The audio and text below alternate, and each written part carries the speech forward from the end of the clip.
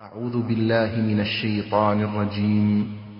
بسم الله الرحمن الرحيم.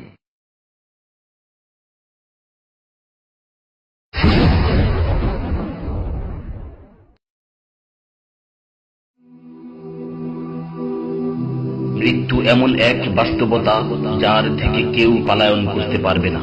প্রত্যেকটি প্রাণীকেই মৃত্যুর স্বাদ আস্বাদন করতে হবে। আল্লাহ তাআলা পবিত্র কালামে মাজিদে ইরশাদ করেন, কুল্লু নাফসিন যায়িকাতুল মাউত, প্রতিটি প্রাণী ওই মৃত্যুর স্বাদ আস্বাদন করবে।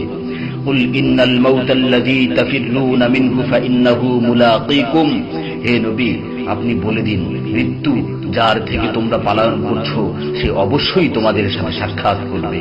আইনামা তাকুনু ইউদরিকুমুল মাউতু ওয়ালাউ কুনতুম ফি বুরুজিম মুশাইয়াদা, তোমরা যেখানেই থাকো না কেন মৃত্যু তোমাদেরকে পাকড়াও করবেই, যদিও তোমরা সূর্য দুর্গে অবস্থান করো। লিকুল্লি উম্মাতিন আজাল, ইযা জাআ আজালুহুম ফালা ইস্তাখিরুনা সাআতান ওয়ালা ইস্তাকদিমুন, প্রত্যেকটি জাতিরই মৃত্যুর জন্য একটি নির্ধারিত সময় রয়েছে। যখন সেই নির্ধারিত সময় চলে আসে তখন তার থেকে এক মুহূর্ত আগ পিছ করা হয় না। এই ক্ষণস্থায়ী পৃথিবী যাকে নিয়ে তোমরা স্বপ্ন দেখছো, এই স্বপ্নের পৃথিবীও একদিন ধ্বংস হয়ে যাবে। কিয়ামতের সময় যখন নিকটবর্তী হবে তখন আল্লাহ সুবহানাহু ওয়া তাআলা নিজের দায়িত্বপ্রাপ্ত ফেরেশতাকে সিংহায় ফুৎকার দেওয়ার আদেশ দিবেন। অতঃপর ফেরেশতা সিংহায় ফুঁক দিবেন, ফলে পৃথিবী ও পাহাড় সমূহ উত্তোলিত হবে, চূর্ণ বিচূর্ণ হয়ে যাবে, আকাশ ফেটে টুকরো টুকরো হয়ে যাবে এবং নক্ষত্র সমূহ ঝরে পড়বে, সূর্য তার কিরণ হারিয়ে ফেলবে, সমুদ্রকে উত্তাল করে তোলা হবে। সেদিন কিয়ামতের ভূমিকম্প ও কিয়ামতের ভয়াবহ অবস্থা দেখে সকলেই মৃত্যুবরণ করবে। আল্লাহ তাআলা বলছেন, ইয়া আইয়ুহান নাসু ইত্তাকু রাব্বাকুম ইন্না যালযালাতাস সাআতি শাইউন আযীম يوم ترونها تذهل كل مرضعة عما رضعت وتضع كل ذات حمل حملها وترى الناس سكارى وما هم بسكارى ولكن عذاب الله شديد। হে মানুষ, তোমরা তোমাদের প্রতিপালককে ভয় করো, নিশ্চয়ই কিয়ামতের প্রকম্পন এক ভয়ঙ্কর ব্যাপার। সেদিন তোমরা দেখবে প্রত্যেক স্তন্যদানকারিণী আপন দুগ্ধপোষ্য শিশুকে ভুলে যাবে এবং প্রত্যেক গর্ভধারিণী তার গর্ভপাত করে ফেলবে। তুমি দেখবে মানুষকে পাগলের মতো, আসলে ওরা পাগল নয়, তবে আল্লাহর আযাবই হবে কঠিন। فإذا نفخ في الصور نفخة واحدة وحملت الأرض والجبال فدكتا دكة واحدة, অতঃপর যখন সিংহায় ফুঁক দেওয়া হবে একটি মাত্র ফুঁক, আর জমিন ও পর্বতমালাকে উত্তোলিত করা হবে এবং মাত্র একটি আঘাতে এগুলো চূর্ণ বিচূর্ণ হয়ে যাবে। ইযা সামাউ ফাতারাত ওয়া ইযাল কাওয়াকিবু ইনতাসারাত ওয়া ইযাল বিহারু ফুজ্জিরাত ওয়া ইযাল কুবুরু বু'সিরাত আলিমাত নাফসুম মা কদ্দামাত ওয়া আখখারাত, যখন আসমান বিদীর্ণ হবে, আসমান ফেটে টুকরো টুকরো হয়ে যাবে, আর যখন নক্ষত্রগুলো ঝরে পড়বে, আর যখন সমুদ্রগুলোকে উত্তাল করে তোলা হবে, আর যখন কবরগুলোকে উন্মোচিত করা হবে, তখন প্রত্যেকেই জানতে পারবে সে আগে কি পাঠিয়েছে এবং পরে কি পাঠিয়েছে।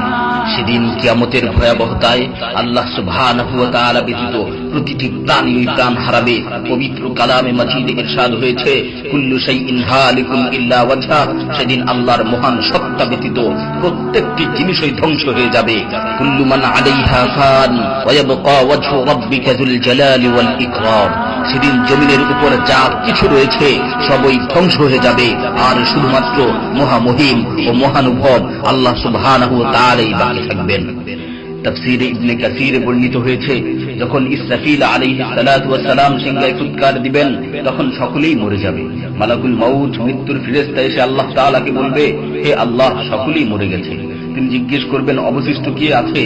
উত্তর দিবে, হে আমার রব, আপনি, আর আপনি তো হলেন চিরঞ্জীব।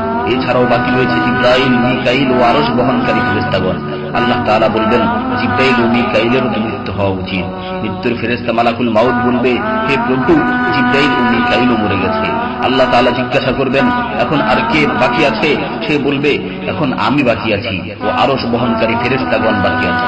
তখন আল্লাহ তাআলা বলবেন, আরশ বহনকারীদেরকেও মরতে হবে, তারাও মরে যাবে। আল্লাহ তাআলা আবার জিজ্ঞাসা করবেন, এখন কে বাকি আছে? মালাকুল মাউত আজরাইল আলাইহিস সালাতু ওয়াস সালাম বলবেন, হে আমার রব, এখন আপনি বাকি আছেন এবং আমি বাকি আছি। তখন আল্লাহ তাআলা আজরাইল আলাইহিস সালাতু ওয়াস সালামকে বলবেন, তুমি তো আমার মাখলুক, সুতরাং তুমিও মরে যাও। তিনি তৎক্ষণাৎ মরে যাবেন এবং শুধুমাত্র আল্লাহ তাআলাই বাকি থাকবেন। অতঃপর আল্লাহ সুবহানাহু ওয়া তাআলা জমিনকে ভাঁজ করে ফেলবেন এবং তিনি 3 বার বলবেন, আনাল জব্বার, আনাল জব্বার, আনাল জব্বার, আমি প্রতাপশালী, আমি প্রতাপশালী, আমি প্রতাপশালী।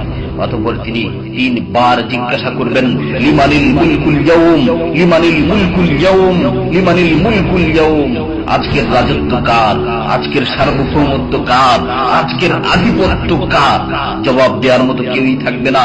তিনি আবার উত্তর দিবেন, লিল্লাহিল ওয়াহিদুল কাহ্হার, আজকের রাজত্ব, আজকের সার্বভৌমত্ব, আজকের আধিপত্য পরাক্রমশালী একমাত্র আল্লাহ। ইবনে ওমর রাদিয়াল্লাহু তাআলা আনহু হতে বর্ণিত অপর এক হাদিসে ইরশাদ হয়েছে, কিয়ামতের দিন আল্লাহ সুবহানাহু ওয়া তাআলা আসমান জমিনকে ভাঁজ করে নিজ হাতে গুটিয়ে নেবেন।